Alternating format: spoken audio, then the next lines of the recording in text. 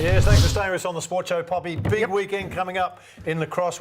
Let's get our lacrosse expert in, Lee Vickery's been good enough to come in. Lee, how are you? Good, thanks, fellas. Thanks for having me on board. You're built like a good lacrosse player too. Look at that, nice and barrel-chested. You used to run through a few blokes in your time, I'd reckon. I did. I'd like to be a little more athletic, though, to be honest. Well, the average lacrosse player's a little slimmer and a little quicker than I was. Well, mate, let's talk about a little bit about your career. Started really early, but it's a third generation, nearly going into fourth generation now at the lacrosse club. Is that how it started? Followed grandpa, followed dad? Yeah, it was definitely a family sport bred into us. My little brother and my little sister both playing for East Torrens as well.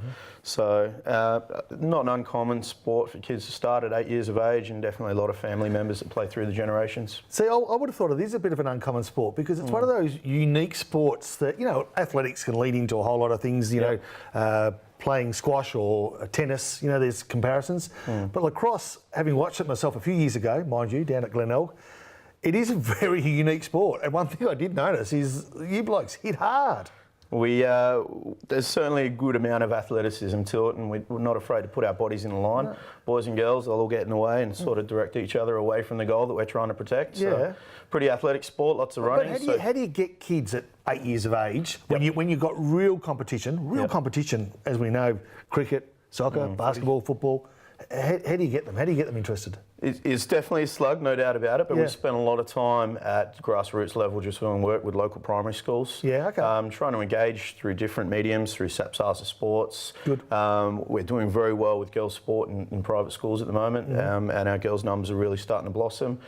We'd like to be doing a little better with our boys, but we're consolidating, and I think lacrosse at the moment is going through a bit of a shift in terms of its overall strategy and changing the way it recruits. And obviously with the younger grades, the contact level is very different.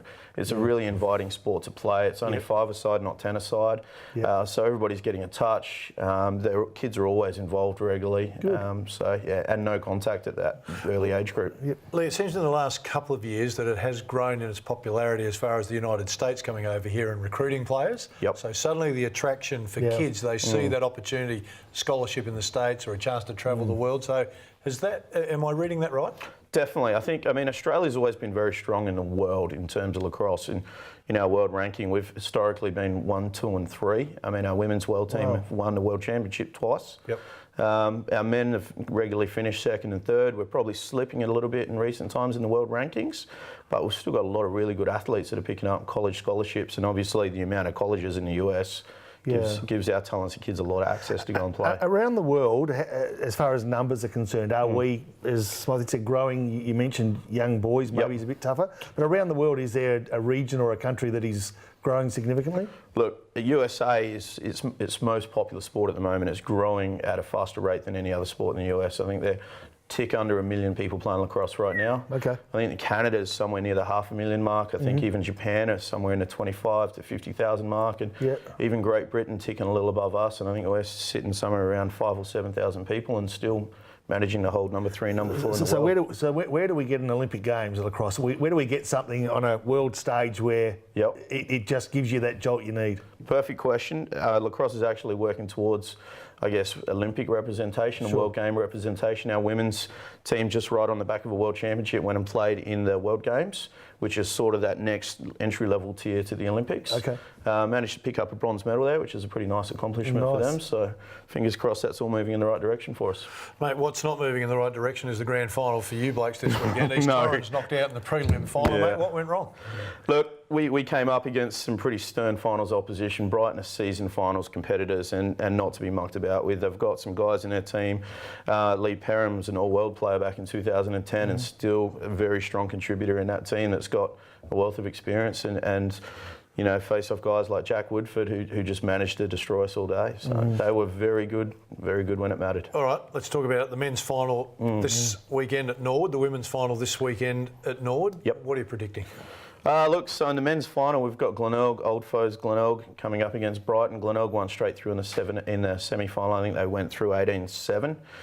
Glenelg have definitely been the favourites year to year, but that being said, head-to-head matchups, Brighton have still managed to pinch one off them during the year. Okay. Yeah, so you'd probably lean on form towards Glenelg, definitely. But the game's up for grabs, and Brighton are that season finals competitors. Glenelg were favourites all last year and got bundled out in straight sets. So that game could go either way, but you'd have to lean towards Glenelg on form.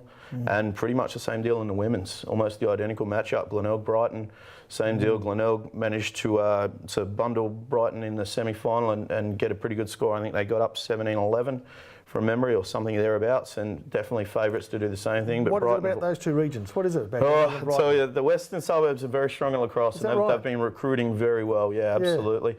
But that being said, I mean, we've managed to get our Division 1 team through to the finals in the second grade of women's lacrosse. So fingers crossed, and a few change-ups. I mean, North Adelaide are an eastern suburbs team in the second grade of the men's, so men's Division 1, and they're through to the grand final as a Woodville.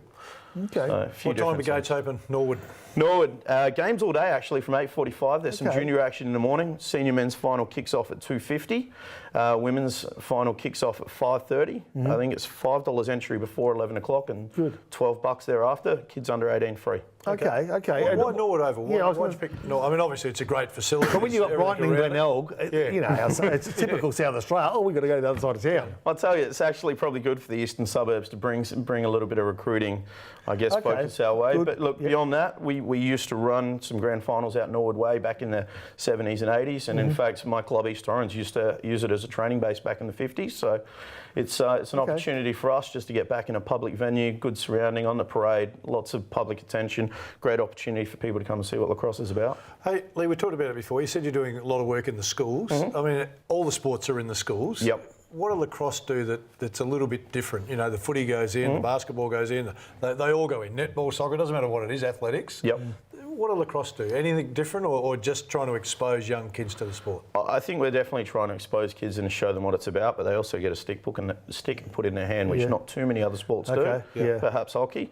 And the other opportunity those kids have is they don't need to try out for a team. If they want to play, they can play. There's clubs around South Australia they can walk into, they can get on the field straight away, and they can know during a game of lacrosse, unlike a game of footy, that every kid can touch the ball 20, 30, 40 times, and you don't have to be a superstar to do it. You know what I like? I like where the game evolved from. Take us through that, because I reckon that's a great selling point for young kids. Yeah, absolutely. I mean, we used to play Cowboys and Indians. I'm not sure about you, Smiley. Sure did, yep. We definitely talk about that when we're introducing the game to kids. So I guess the game of lacrosse originated with Native Americans. They used it as a war game to train their warriors and settle disputes amongst tribes. So no boundaries and wooden sticks with leathers and all sorts of craziness. I love Hundreds of people in a team. Yeah, chaos. Fantastic. Chaos. Lee, thanks for coming in, mate. If you've got nothing on this weekend, get down to the Norwood Oval, 8:45 Saturday, right through till probably about 7 o'clock. Some of the best lacrosse you can hope to see. Stay with us. Still plenty to come.